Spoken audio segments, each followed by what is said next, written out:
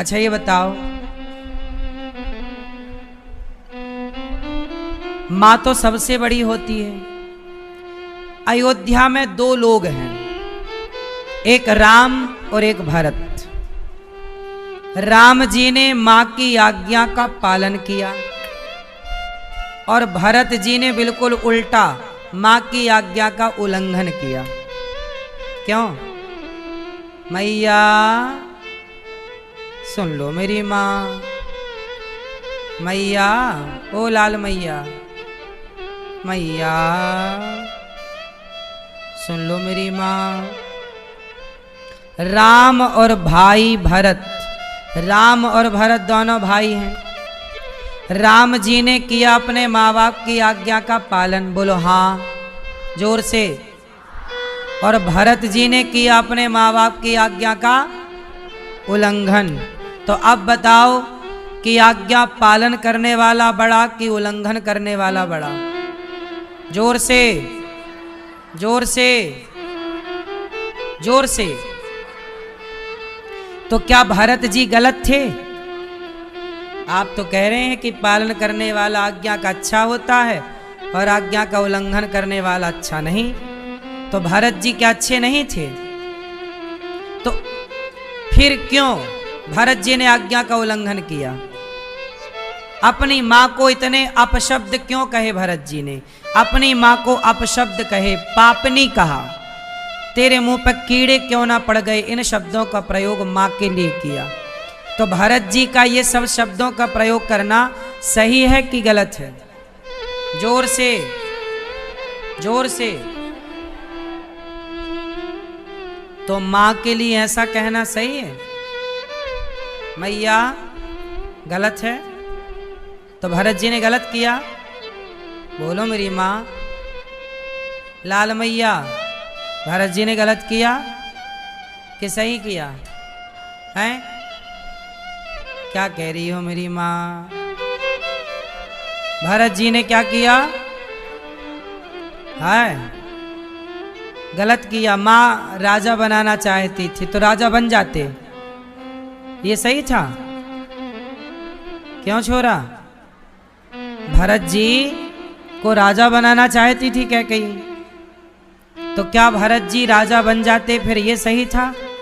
मां की आज्ञा का पालन करते तो भरत जी को राजा बनना पड़ता। क्यों? बोलो। यदि भरत जी मां की आज्ञा का पालन करते तो भरत जी को क्या बनना पड़ता? अयोध्या का राजा। तो राजा बन जाना सही था भरत जी का? जोर से, जोर से। इसका मतलब ये हुआ कि कई बार मां की आज्ञा का पालन करना धर्म है, तो कई बार मां की आज्ञा का पालन ना करना भी धर्म हो जाता है। ये सिचुएशन पर निर्भर करता है कि परिस्थिति क्या है। अच्छा ये बताओ, मां का त्याग कर देना सही है कि गलत है? बोलो जोर से, बोलो। गलत है कि सही है?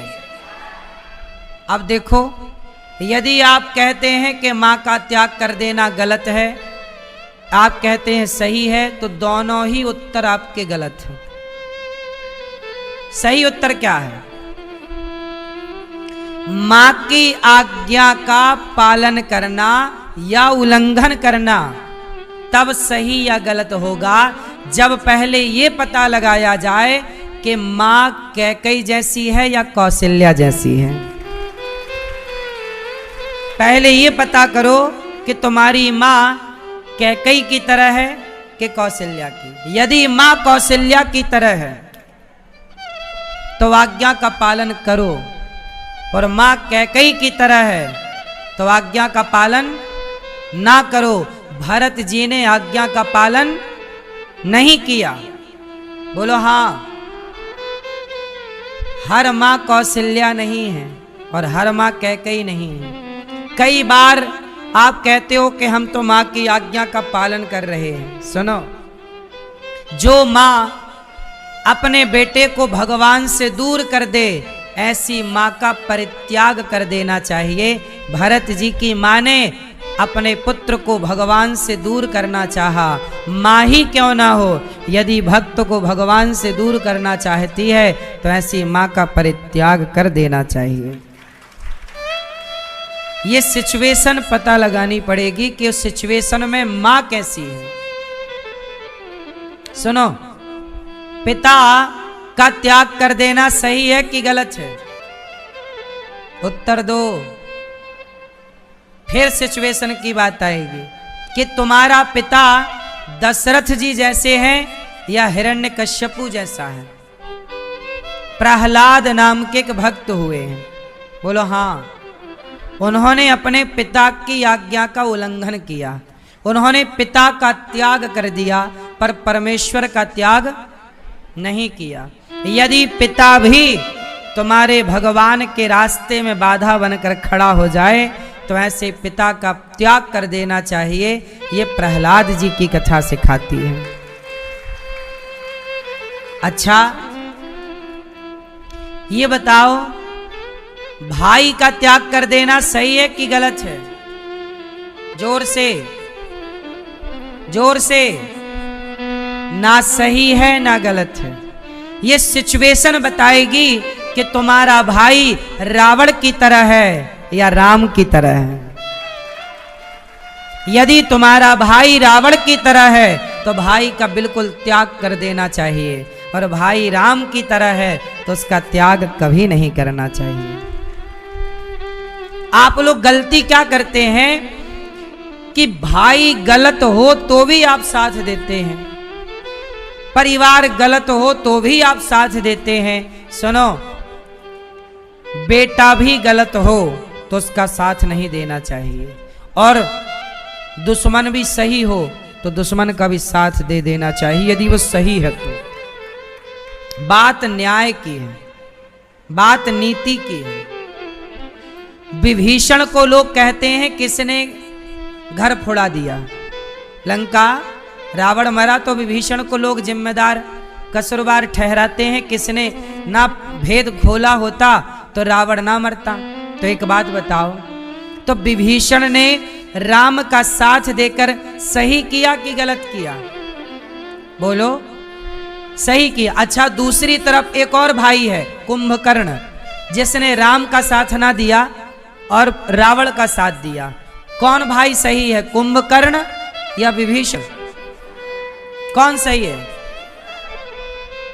जबकि कुंभकर्ण को पता था कि मेरा भाई गलत है। जब आपको पता था कि गलत है तो साथ क्यों दिया? केवल इसलिए साथ दिया ना कि मेरा भाई है। तो तुम्हारा भाई है तो दूसरों की पत्नी चुराएगा और तुम साथ दोगे केवल इसलिए कि तुम्हारा भाई है। इसलिए कुंभकर्ण, कोई बाप अपने बेटे का नाम कुंभकर्ण नहीं रखता क्योंकि वो गलत के साथ खड़ा था, लेकिन विभीषण नाम रखते हैं लोग क्योंकि वो सही के साथ खड़े थे। बात ये नहीं है कि हम बात माँ की और बाप की बात माने कि ना माने, बात ये मूल में है कि तुम्हारा बाप कैसा है, हिरण्यकश्यपु जैसा है या दशरथ जैसा है, तुम्हारा भाई रावण जैसा है या राम जैसा, तुम्हारी माँ कैकेयी जैसी है या कौशल्या जैसी है। ये सिचुएशन बताएगी, परिस्थिति बताएगी। इसलिए कहते हैं निर्णय लेने के पहले आपको धर्म का ज्ञान होना चाहिए। अच्छा, आज मैं अपने दोस्त से भोजन करते समय मैंने अपने मित्र से एक सवाल पूछा।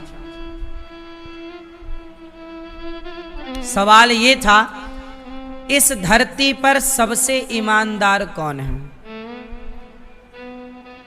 आपके गांव में, आपके समाज में, आपके घर में बताओ, इस संसार में कौन सी स्त्री, कौन सा पुरुष, कौन है इस धरती पर ईमानदार? कैसे पता लगाओगे कि ये ईमानदार है? मैं पूछ रहा था सवाल, लगा कि आप लोगों से भी पूछ लूं। बताओ, ईमानदार कौन है? आप लोग ईमानदार किसे मानते हैं? ईमानदार कौन हो सकता है? फास्ट उत्तर दो। क्यों मैया? ईमानदार कौन है?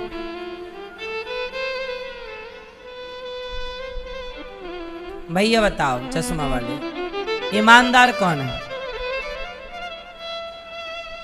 नहीं, कठिन है ना ये उत्तर? आप बताओ। कोई नहीं है, ये उत्तर बिल्कुल गलत है। ऐसा हो ही नहीं सकता, सब बेईमान कैसे हो जाएंगे? आप बताओ, ईमानदार कौन है? नहीं, कोई नहीं, पता नहीं। आए भैया चुप, आप बताओ, ईमानदार कौन है?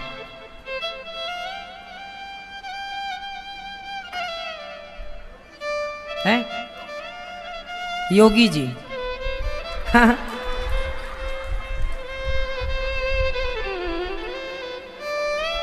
ईमानदार कौन है? आप बताओ।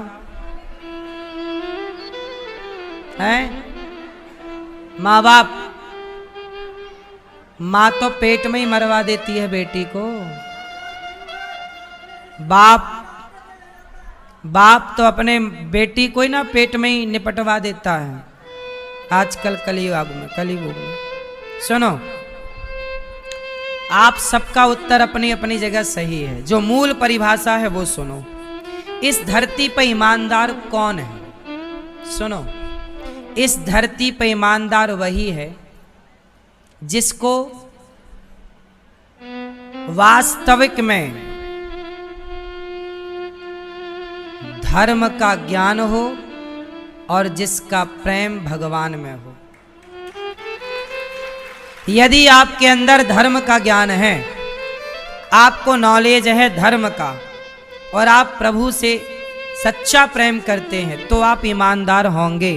और यदि आप प्रभु से प्रेम नहीं करते और धर्म का ज्ञान नहीं है, तो कभी भी आप ईमानदार नहीं हो सकते।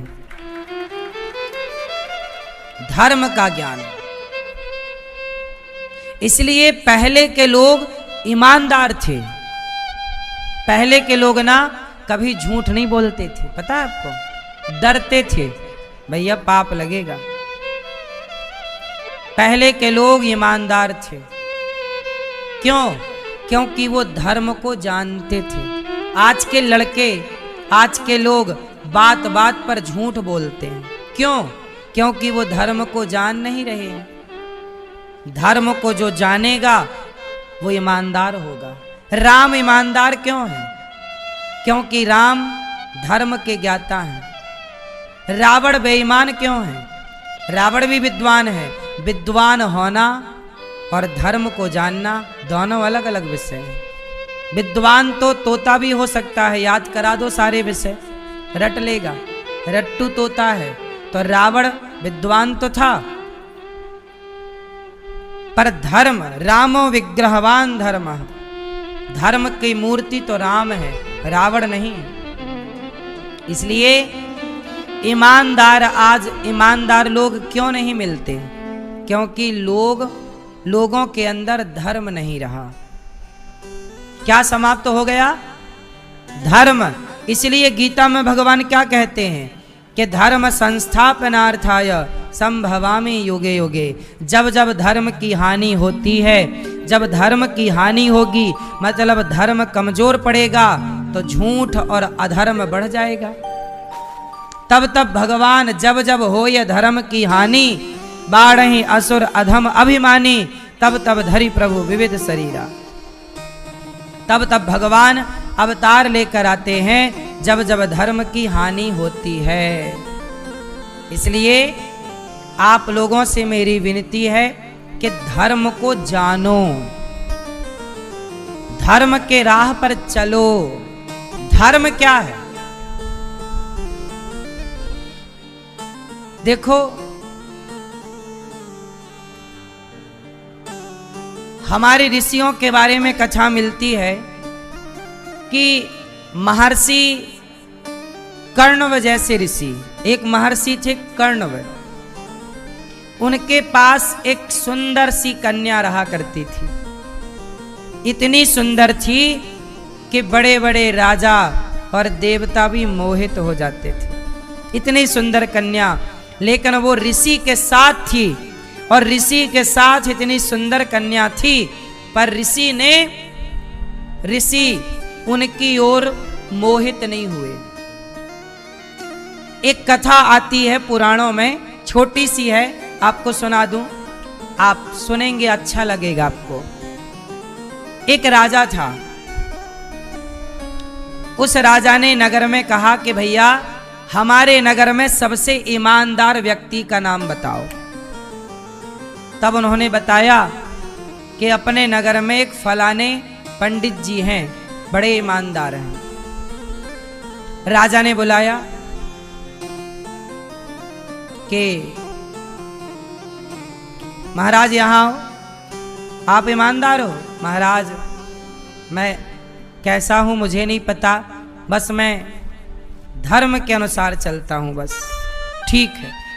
राजा को विश्वास हो गया कि पंडित जी ईमानदार हैं। एक दिन राजा को कहीं जाना पड़ा 1 महीने के लिए। तो राजा ने कहा कि मेरी जो पत्नी है महाराज, इसे आप अपने पास रख लो। क्यों? पहले के राजा लोग ना अपनी पत्नियों को कहीं जाते थे तो सेफ जगह पर रख के जाते थे, क्योंकि कोई मंत्री संतरी अपने जाल में ना फंसा ले, इसलिए नारियों को देखते रहने का विधान है।